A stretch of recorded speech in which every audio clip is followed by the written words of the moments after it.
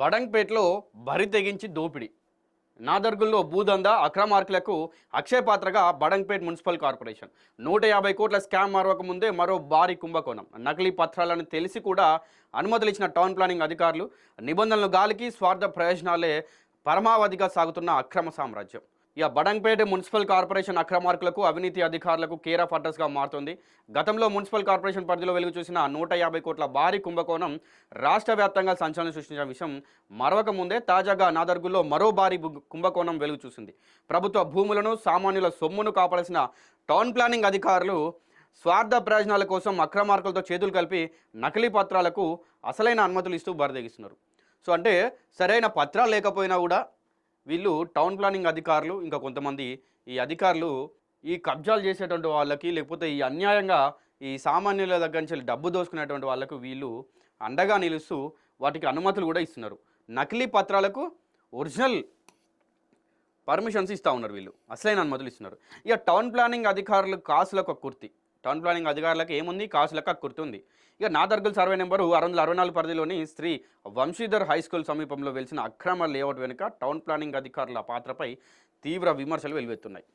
ఇక తెలిసే తప్పు చేసిర్రు. సదరు పత్రాలు నకిలీవని, లేఅవుట్కు ఎలాంటి అనుమతులు లేవని స్పష్టంగా తెలిసినప్పటికీ కేవలం ముడుపుల కోసం అధికారులు కళ్ళు మూసుకున్నటువంటి సందర్భం. ఇక్కడ ఏమంటారు, లేఅవుట్కు ఎట్లాంటి అనుమతులు లేవని తెలిసినప్పటికీ కూడా కేవలం పైసల కోసమే వీళ్ళు పైశాచిక ఆనందం అనేది ఒకటి ఉంటుంది. ఇక జిఓఎంఎస్ నెంబరు 168 నిబంధనలు బేఖతారు చేస్తూ జిఓఎంఎస్ నెంబర్ ఏంది 168ని బేఖతారు చేస్తూ కనీస హక్కు పత్రాలు లేకుండా స్థలాలకు 17 ఇన్స్టంట్ హౌస్ పర్మిట్లు జారీ చేసిర్రు.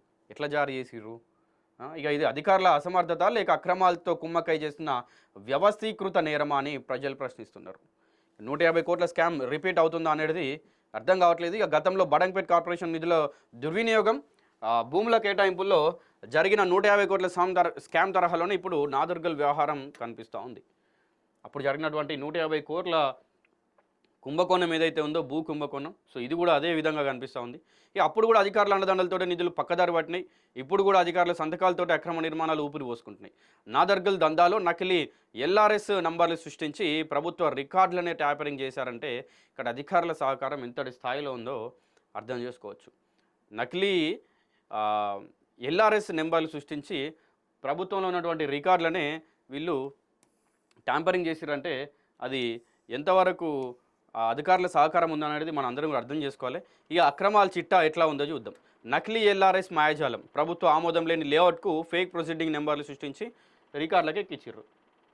రికార్డులో ఇప్పుడు వీళ్ళది ఉంటుంది, ఆమోదం లేని లేఅవుట్కు ఫేక్ ప్రొసీడింగ్ సృష్టించారు. ఇక రిజిస్ట్రేషన్ల దందా. ఈ నకిలీ పర్మిట్లను అడ్డుపెట్టుకొని చంపాపేట సబ్ రిజిస్టర్ కార్యాలయంలో ఇప్పటికే 17 రిజిస్టర్లను పూర్తి చేసిరట. ఈ వ్యవహారంతో బంగారు బాబు, బంగారు పద్మ అనే వ్యక్తుల పేర్లు కీలకంగా వినిపిస్తున్నాయి. ఏది ఈ 17 రిజిస్టర్లు చేసిన దాంట్లో. ఇక దీంట్లో అధికారుల నిర్లక్ష్యం ఏ విధంగా ఉన్నది అనేది చూడండి ఒకసారి. క్షేత్రస్థాయిలో పరిశీలన చేయకుండానే అనుమతులు ఇవ్వడం వెనుకున్న రహస్యం ఏందనేది విచారణ జరగాల్సి ఉంది. ఇక బడంగ్పేట్ టౌన్ ప్లానింగ్ విభాగం అవినీతి కూపంగా మారింది. అక్రమ లేఅవుట్లను అడ్డుకోవాల్సింది పోయి వారికే దొడ్డిదారులు అనుమతులు ఇస్తూ ప్రభుత్వ ఖజానాకు గండి కొడుతున్నారు. ఇట్లా స్థానిక ప్రజలు ఆరోపిస్తూ ఉన్నారు. అంటే అవినీతి కూపంలో అంటే అక్రమ లేఅవుట్లను అడ్డుకోవాల్సినటువంటి అధికారులు వాళ్ళ దగ్గర నుంచి డబ్బులు తీసుకొని వాళ్ళకే దొడ్డిదారులు అనుమతులు ఇచ్చి ఈ నిజంగా ప్రభుత్వాలసి రావాల్సినటువంటి ఖజానాకు గండి కొడుతూ ఉన్నారు. డిప్యూటీ కమిషనర్కు ఫిర్యాదు, తక్షణ చర్యలకు డిమాండ్ చేస్తూ ఉన్నారు. అయితే ఈ మొత్తం వ్యవహారంపై ఆధారాలతో సహా డిప్యూటీ కమిషనర్కు ఫిర్యాదు అందింది. ప్రభుత్వం వెంటనే స్పందించి ఈ క్రింద చర్యలు తీసుకోవాలని స్థానికులు డిమాండ్ చేస్తున్నారు. ఒకసారి ఏమేం డిమాండ్స్ ఉన్నాయి అనేది చూద్దాం మనం. ఏంది? అక్రమంగా జారీ చేసినటువంటి 17 ఇన్స్టంట్ హౌస్ పర్మిట్లను రద్దు చేయాలి. ఫస్ట్ డిమాండ్గా ఇది ఉంది.